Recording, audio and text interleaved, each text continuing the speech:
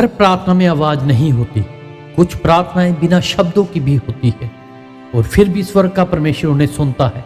पर सवाल है, परमेश्वर ऐसी प्रार्थनाएं क्यों सुनता है? मैं आपका ध्यान एक स्त्री की ओर लेके जाना चाहता हूँ जो पवित्र शास्त्र बाइबल में है। उसका नाम है हन्ना, जो बहुत टूटी हुई थी।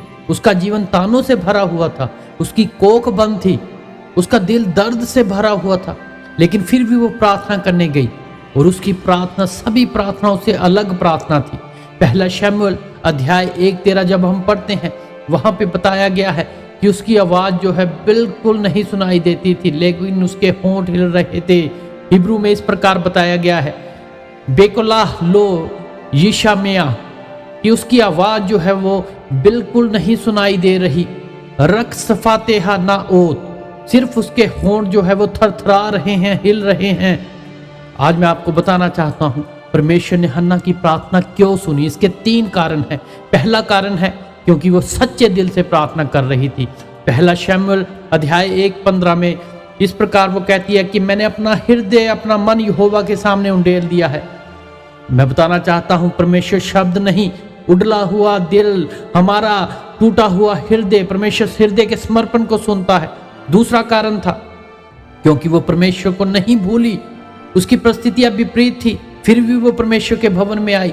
मतलब कि उसका दर्द बहुत बड़ा था, लेकिन उसका विश्वास उसके दर्द से भी बड़ा था।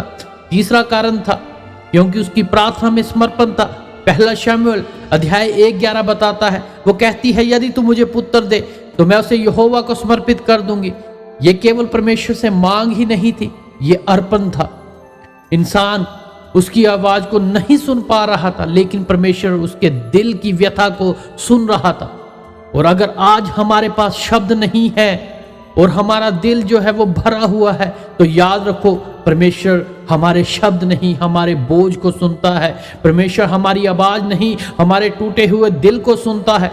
आज मैं घोषणा करना चाहता हूं, जो प्रार्थनाएं हम नहीं बोल पा रहे हैं वह भी स्वर्ग में सुनी जा रही है। हन्ना की प्रार्थना इसलिए सुनी गई क्योंकि उसने शब्दों का नहीं, अपने दिल का उपयोग किया। उसने अपने हृदय के समर्पण का उपयोग किया। याद रखो, साइलेंट प्रेयर आकाश में बहुत ऊंची होती है और जहां पर आंसू गिरना शुरू हो जाते हैं, वहीं पर चमत्कार होना शुरू हो जाते हैं। परमेश्वर चुप्पी की प्रार्थना इसलिए सुनता है क्योंकि वो शब्दों से ज्यादा हमारे हृदय को देखता है।